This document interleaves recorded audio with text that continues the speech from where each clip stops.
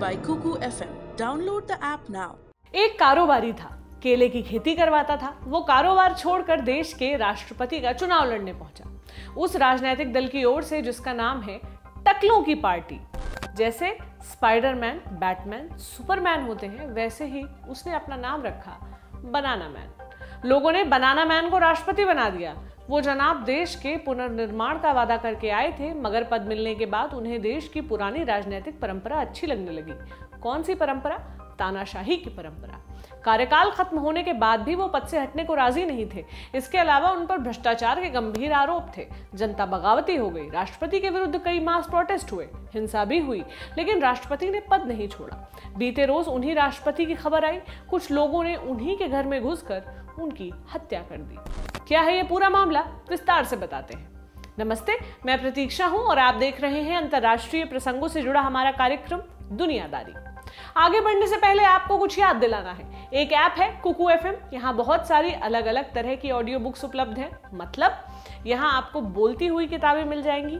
आप कोई और काम करते हुए भी किताबें सुन सकते हैं। कुकू एफएम ऐप पर आत्मकथाओं, उपन्यासों से लेकर जाने माने वर्ल्ड लीडर्स की जीवनियां, कई तरह की ऑडियो बुक्स हैं। इन्हें सुनने के लिए आपको प्रीमियम सब्सक्रिप्शन लेना होगा। ललन टॉप के दर्शक LT20 कोड का इस्तेमाल करके सब्सक्रिप्शन में 20% तक की छूट पा सकते हैं। इससे जुड़े ब्यौरे आपको डिस्क्रिप्शन में मिल जाएंगे।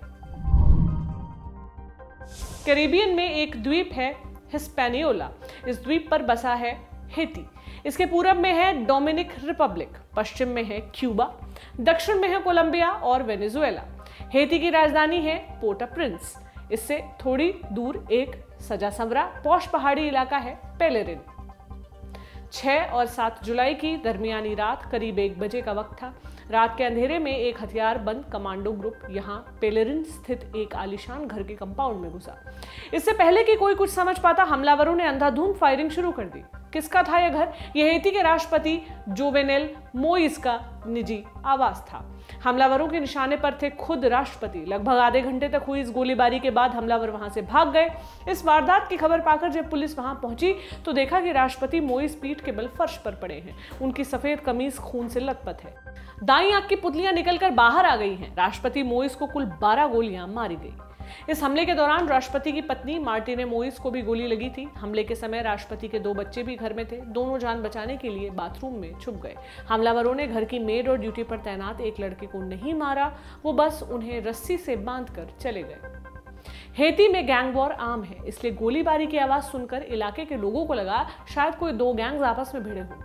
मगर सुबह होते ही उन्हें फायरिंग की असल कहानी मालूम चली। लोगों को यह पता चला कि राष्ट्रपति मारे गए हैं, मगर इसके ज्यादा ब्यौरे सामने नहीं आ रहे थे। इस अनिश्चितता के माहौल में कई तरह की अफवाहें सर्कुलेट होने लगी। लोगों के व्हाट्सएप पर एक अपुष्ट वीडियो घूमने लगा। क्या था इस वीडियो में? इस वीडियो में राष्ट्रपति के घर के बाहर कई सारी गाड़ियां नजर आ रही थी। इन गाड़ियों से हथियारबंद लोग मिलिट्री फॉर्मेशन में बाहर निकलते दिख रहे थे। इनमें से एक लाउड स्पीकर पर चिल्ला रहा था, this is a DA operation. DA माने ड्रग एनफोर्समेंट एजेंसी। ये वो सरकारी एजेंसी होती है जो नारकोटिक्स डीलिंग और ड्रग तस्करी करने वाले संगठनों के खिलाफ कार्रवाई करती है। ये DA ऑपरेशन वाली बात राष्ट्रपति के घर की मेड और ड्यूटी बॉय ने भी दोहराई थी। उन्होंने बयान दिया कि जिन हमलावरों ने उन्हें रस्सी से बांधा वो भी DA ऑपरेशन का जिक्र कर रहे थे। इस DA ऑपरेशन वाले एंगल से जनता में काफी कंफ्यूजन था। लोगों को लग रहा था कि कहीं सरकारी फोर्सेस नहीं तो राष्ट्रपति की हत्या नहीं की है। इस पर स्टेट डिपार्टमेंट की सफाई आई। उन्होंने कहा कि DA वाली बात सरासर गलत है। इस सफाई के बाद एक आशंका ये उपजी कि शायद राष्ट्रपति की सुरक्षा में तैनात अधिकारियों को छलावा देने के लिए हमलावरों ने DA वाली बात कही हो। सवाल बहुत सारे थे, जवाब सीमित।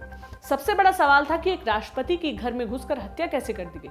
राष्ट्रपति के पास सुरक्षा कर्मियों की फौज थी। वो सड़क पर निकलते तब भी दर्जन से ज्यादा बख्तरबंद गाड़ियां उनके साथ चला करती थी। इतनी सुरक्षा के बाद भी हमलावर उनके घर में घुसे, आधे घंटे तक फायरिंग की और राष्ट्रपति को मारकर चले गए। ये कैसे मुमकिन हो पाया? एक जरूरी सवाल यह भी था कि जिस देश में राष्ट्रपति ही सुरक्षित नहीं, उस देश में आम लोगों का क्या हाल होगा। ऐसे में पूरे हेती के भीतर दहशत फैल गई। आमतौर पर जैम पैक्ड राजधानी की गलियां बिल्कुल वीरान थी। दुकानें, बैंक और सरकारी ऑफिसों पर ताला लटक रहा था। किसी अनहोनी की आशंका में लोग अपने घरों में राशन और पानी जैसे जरूरी सामान स्टॉक करने लगे। किसी को समझ नहीं आ रहा था कि अब आगे क्या होगा। आने वाले दिन मुश्किल होंगे, लेकिन कितने मुश्किल इसका अंदाजा किसी को नहीं था। किसने किया था यह हमला? इस बारे में पहला बड़ा बयान आया देश के अंतरिम प्रधानमंत्री क्लॉडे जोसेफ का।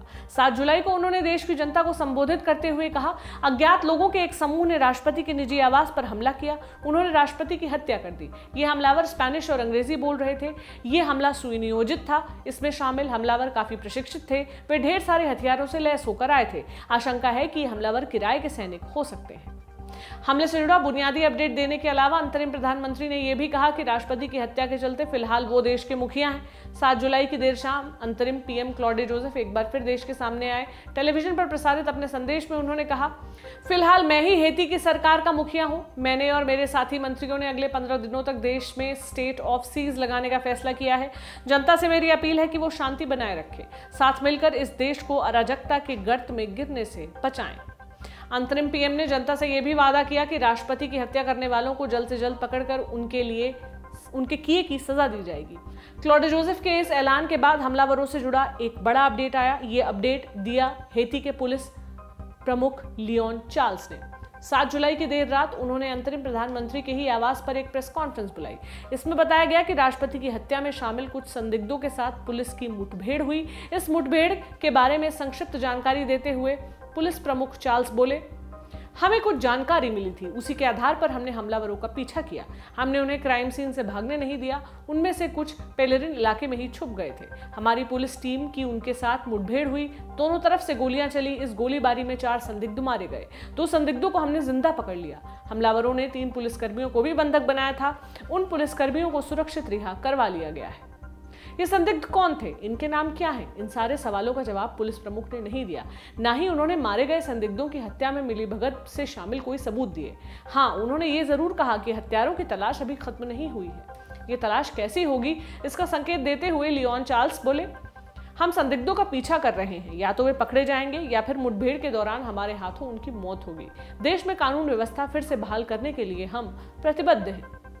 पुलिस चीफ के दिए बयान के बाद देश के कल्चर एंड कम्युनिकेशन मिनिस्टर फ्रेडेल हेनरिक्वेज का भी बयान आया। उन्होंने बताया कि हमलावरों में विदेशी मर्सिनरीज के अलावा हेती के कुछ लोग भी शामिल हैं। मंत्री हेनरिक्वेज ने जनता से घर में रहने की अपील की। उन्होंने कहा कि देश में भी कर्फ्यू लगा हुआ है। ऐसे में अगर इमरजेंसी ना हो तो लोग घरों के बाहर ना निकले। रात के समय तो बिल्कुल भी बाहर ना निकला जाए। ये तो हुई राष्ट्रपति जोवेनेल मोइस की हत्या और संदिग्ध हमलावरों से जुड़े ब्यौरे। इनसे इतर हेती में क्या माहौल है? राष्ट्रपति मोइस जब जिंदा थे तब भी हेती में राजनीतिक अस्थिरता की स्थिति थी। कार्यकाल की शुरुआत से ही उन पर कई तरह के आरोप लगे थे। हम ब्रीफ में इन आरोपों की आपको क्रोनोलॉजी समझा देते हैं। मोइस से पहले हेती के राष्ट्रपति थे मिशेल मार्टेली। वो मई 2011 से फरवरी 2016 तक हेती के राष्ट्रपति रहे थे। कार्यकाल खत्म हो जाने के बाद भी मार्टेली राष्ट्रपति पद पर बने रहे थे। जनता ने महीनों तक उनके खिलाफ प्रदर्शन किया, तब जाकर मार्टेली ने पद छोड़ा था। यही मार्टेली जोवेनेल मोइस के मेंटर थे। मोइस की पार्टी का नाम था तेथ केलो। स्थानीय भाषा में इसका अर्थ होता है टकले सिर वाला। मोइस ने 2 बार राष्ट्रपति चुनाव लड़ा। पहली बार अक्टूबर 2015 में। इसमें सबसे ज्यादा वोट पाने वाले प्रत्याशी थे मोइस, मगर इस चुनाव पर धांधली के गंभीर आरोप थे। जनता और विपक्ष के भारी विरोध के चलते इसका रिजल्ट रद्द कर दिया गया था। इसके बाद नवंबर 2016 में फिर से राष्ट्रपति चुनाव हुआ। इस चुनाव में जनता की भागीदारी बहुत कम थी। मात्र 21% वोटर्स ने ही मतदान किया था। मगर जो भी हो, चुनाव में दोबारा सबसे आगे रहे मोइस। नतीजतन इस दफा वो राष्ट्रपति बन गए। मोइस का कार्यकाल फरवरी 2021 में खत्म हो गया। कायदे से इसके बाद उन्हें पद से हट जाना चाहिए था, मगर मोइस ने ऐसा नहीं किया। उन्होंने कहा कि वो अभी 1 साल और पद पर बने रहेंगे। इसके खिलाफ जनता सड़कों पर उतर गई। देश में कई जगहों पर हिंसक प्रदर्शन हुए, मगर इस विरोध की अनदेखी करते हुए मोइस ने ऐलान किया कि वो नए संविधान की ड्राफ्टिंग करवाएंगे। क्या हेती को नए संविधान की जरूरत थी? जवाब है हाँ। हेती 1804 में आजाद मुल्क बना, मगर यहाँ लोकतांत्रिक संस्कारों ने कभी जड़ पकड़ी ही नहीं। लोकतंत्र की जगह तानाशाही और तख्तापलट ने यहाँ पांव जमा लिए। इसका पहला निष्पक्ष चुनाव देश की आजादी के 186 साल बाद 1990 में हुआ। इस चुनाव से भी देश की तकदीर नहीं बदली। इसके बाद भी तख्तापलट और तानाशाही जोंक की तरह हेती के साथ चिपकी रही। इस अस्वस्थ राजनीतिक परंपरा के अलावा एक बड़ी चुनौती देश का मौजूदा पॉलिटिकल ढांचा भी है। यहाँ 2 पावर सेंटर्स हैं, एक राष्ट्रपति, दूसरा प्रधानमंत्री। इन दोनों के बीच सत्ता की होड़ होती रहती है। इसके चलते सरकार ने कामकाज में एकजुटता नहीं रहती। अप्रभावी सरकारों के चलते हेती में एक वैक्यूम पैदा हो गया। इसका फायदा उठाकर यहाँ कई हथियारबंद गिरोह बन गए। ये गिरोह आए दिन हिंसा करते रहते हैं। ये इतने मजबूत हैं कि देश की सेना और पुलिस भी इनका कुछ नहीं बिगाड़ पाती। ऐसे में कई जानकारों की राय थी कि हेती को संवैधानिक सुधारों की सख्त जरूरत है। मसलन 2 पावर सेंटर्स खत्म करके उसकी जगह राष्ट्रपति शासन प्रणाली लाना, प्रधानमंत्री की जगह उपराष्ट्रपति का पद बनाना जो कि राष्ट्रपति का अधीनस्थ हो, ताकि सरकार के भीतर होड़ वाले, क्लैश करने वाले पद नहीं बल्कि साथ मिलकर काम करने वाले पद हो। यानी मोइस द्वारा नया संविधान बनाने का प्रस्ताव देना गैर जरूरी कदम नहीं था, लेकिन फिर भी इसे लेकर मोइस का खूब विरोध हुआ। क्यों? क्योंकि विरोधियों को मोइस के तानाशाही तौर तरीकों पर आशंका थी। उनका सवाल था कि क्या गारंटी है कि मोइस नया संविधान बनाने के नाम पर खुद को सत्ता में बनाए रखने का जतन नहीं करेंगे। हेती के संविधान में अब तक एक व्यक्ति को लगातार 2 बार राष्ट्रपति बनने की इजाजत नहीं थी। चूंकि मोइस कार्यकाल खत्म होने के बाद भी पद नहीं छोड़ रहे थे, तो इस पर भी आशंका उपजी। आरोप लगा कि मोइस नए संविधान में 2 कार्यकाल का प्रावधान जुड़वाकर पद अपने ही पास रखेंगे। ये भी आरोप लगा कि अपनी ताकत बढ़ाने के लिए वो राष्ट्रपति को असीमित पावर देने का नियम बनवा देंगे। इन्हीं आशंकाओं के मद्देनजर जनता का एक बड़ा तबका मोइस के खिलाफ लगातार प्रोटेस्ट कर रहा था। लोग उनसे तत्काल इस्तीफा देने की मांग कर रहे थे, मगर मोइस पर इन विरोधों का कोई भी असर नहीं था। इस बीच एक और खबर आई जिसने मोइस के खिलाफ विरोध की को चिंगारी दी। ये खबर जुड़ी थी एक रेफरेंडम से। जून 2021 में हेती के नए संविधान पर एक रेफरेंडम होना था। मोइस ने इसकी तारीख आगे बढ़ा दी। नतीजतन उनके खिलाफ हो रहे प्रोटेस्ट और तेज हो गए। ऐसा नहीं है कि मोइस पर केवल पद पर अवैध कब्जा करने के ही आरोप हो, उनके ऊपर भ्रष्टाचार के भी गंभीर आरोप थे। एक आरोप गैंग वॉर से भी जुड़ा था। क्या था ये इल्जाम? हेती की राजधानी पोर्ट ऑ प्रिंस में लगभग 100 हथियारबंद गिरोह सक्रिय हैं। इनमें से ही एक है बेस डेल्मास 6 गैंग्स।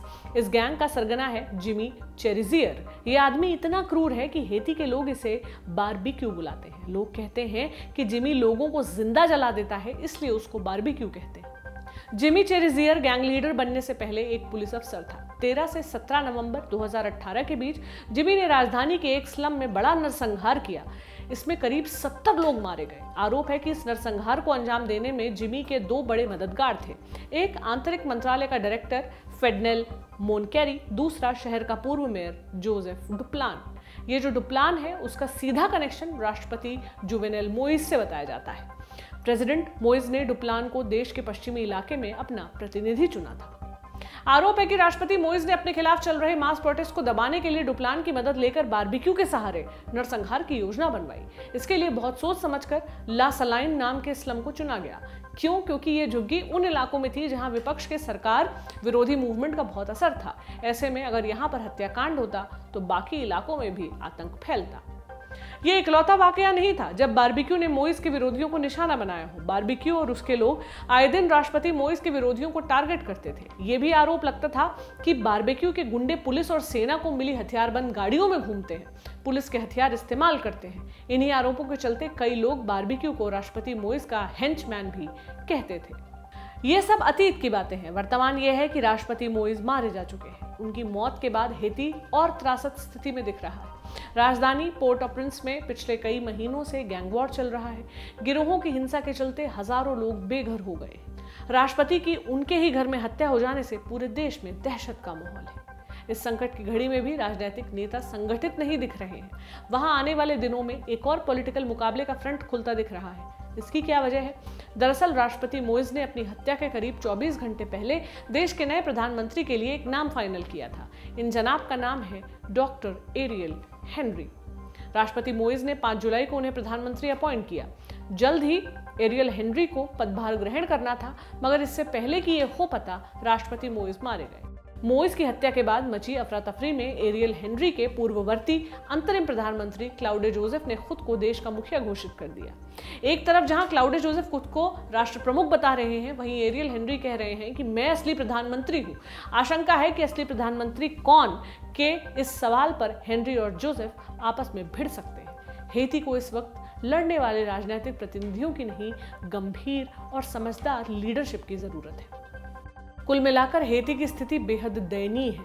ये दयनीयता उसके साथ नत्थी हो गई है। वो एक मुसीबत से छूटता नहीं कि अगली मुसीबत उसके सिर आ जाती है। ये था हमारा बड़ी खबर सेगमेंट। अब बारी सुर्खियों की। पहली सुर्खी जापान से है। यहाँ राजधानी टोक्यो में 23 जुलाई को ओलंपिक्स की ओपनिंग सेरेमनी है। इससे पहले शहर में कोरोना के मामले तेजी से बढ़ने लगे हैं। इसे देखते हुए टोक्यो में इमरजेंसी लगा दी गई है। ये इमरजेंसी पूरे ओलंपिक्स के दौरान लागू रहेगी। इमरजेंसी के तहत किन किन चीजों पर प्रतिबंध होगा, फिलहाल ये स्पष्ट नहीं किया गया है। दूसरी सुर्खी दक्षिण अफ्रीका से है। यहाँ भ्रष्टाचार के आरोपी पूर्व राष्ट्रपति जैकब जुमा ने पुलिस के आगे आत्मसमर्पण कर दिया। जैकब के खिलाफ लगे भ्रष्टाचार के आरोपों की जांच चल रही है। इसी संबंध में अदालत ने उन्हें जांच आयोग के आगे पेश होने का निर्देश दिया था, मगर जैकब जुमा ने ऐसा नहीं किया। इसके बाद कोर्ट ने उन्हें अवमानना का दोषी पाया। इसके लिए उन्हें 15 महीने कैद की सजा सुनाई गई। जैकब को आज आधी रात तक की मोहलत दी गई थी। अगर इस डेडलाइन तक वो सरेंडर नहीं करते तो पुलिस उन्हें अरेस्ट कर लेगी। आज की दुनियादारी इतनी ही। आप अपना ध्यान रखिए। कल फिर मुलाकात होगी। शुक्रिया। शुभ रात्रि।